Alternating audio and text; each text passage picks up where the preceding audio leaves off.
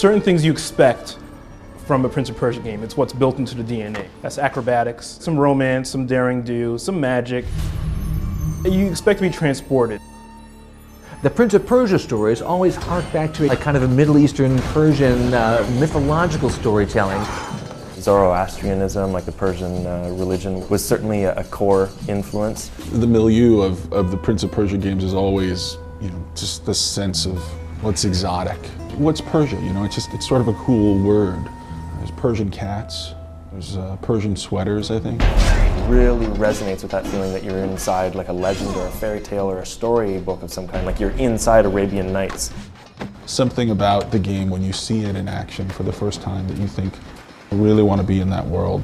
Ã×ł, it is finished! Prince of Persia, above all other games, has always had a really interesting, kind of epic, compelling storyline.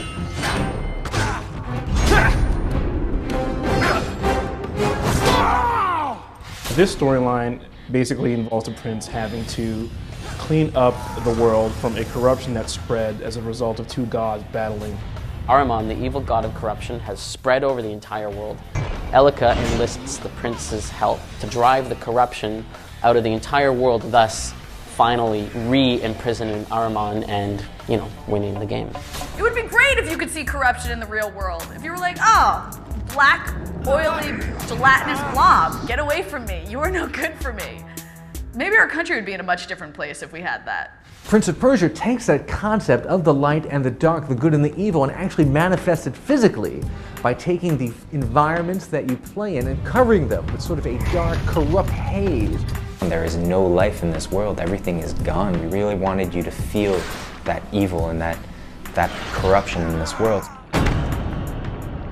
We're cleaning out black crude oil, I guess you could say, from the world and making it a green, lovable place. The environments are really different than you kind of see in traditional video games. It looks amazing. It looks like literally like you're playing through a watercolor painting. Like a graphic novel. It almost feels like a comic book, like you're reading an illustrated book and it's like boom, you jump into the painting and there you go. It's like, wow, look at that. This game is gorgeous. It is literally like they took artists and said, paint this world for us and then we're gonna animate it. When they chose not to go with making the characters look as realistic as possible, people were really shocked by that. Instead, they took a very interesting artistic direction. It doesn't look like any other game that's coming out this year. When you're finished purging the corruption from a level, you get to see it come back to life. Green grass starts growing and everything becomes green and there's more vines for you to climb on, and this world that you just went through changes, and getting back out of it, you find a whole new way to get out of, which I think is really interesting. For me, I'm a sucker for that game mechanic. If I can play through a game and then feel like I've changed the world, not just saved it, but changed it, it's a pretty good feeling. The previous games in Prince of Persia were completely linear, and this one is completely open world. The world is a giant puzzle. You'll have an environmental puzzle, this area that in order to proceed, you're going to need to think through it. Everything flows into another, it just happens because it's part of the game world. The enemies in Prince of Persia are definitely very over the top. They're very kind of big and monstrous and lurking and evil looking. But it's not just sweeping away, some dust bunnies with a broom. It'll fight you back. Kind of like my dust bunnies in my apartment. And then you have lieutenants, more serious boss characters that guard entire regions.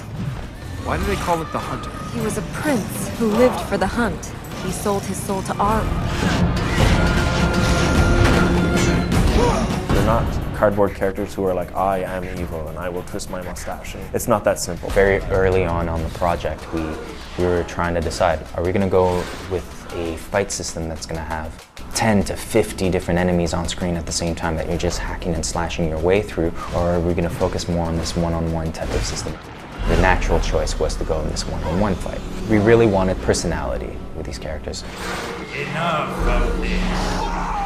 I like that. I like the intimacy of the conflicts. Knowing your enemy a little bit and seeing some real personality coming out just adds a whole other level of tension that feels more heroic to me. You're not just fighting guy after guy after guy. You're part of a story as opposed to part of a game. And you're doing it in sandals.